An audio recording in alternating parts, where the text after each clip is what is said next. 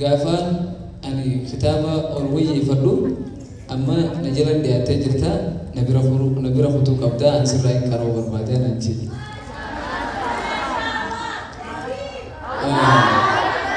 ergaan yeroo dheertuu tilaffa'ee halkanii guyyaa hirriibatti dhabee dhaqqabuun qaba bakka abbaa kiyyaa barnoota abbaa kiyyaa san irraa dhaaluun qabaa jee murteesse booda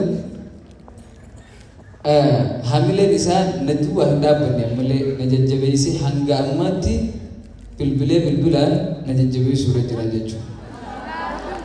Rabbi umrii haa dheeressu. Ummati yalee Rabbi umrii haa dheeressu saalachuun jiranii. Boleh kiyyalee Rabbi umrii haa dheeressu. Isaan eegatti immoo warri bakka isaan hin jirretti gaafaan koolleejjii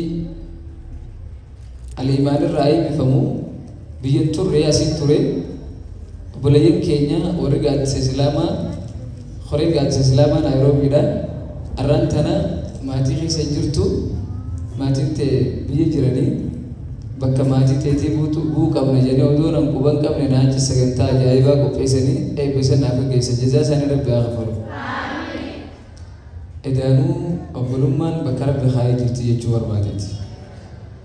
Arraan tana ammoo barattoonni nan itti laffa'ee barsiisaa jiru barattoonni baaburreeyyaa jechuun sagantaa quban qabne bareedduu tana fakkaatu iseen arguu ani akka malee anaa silaa qalbii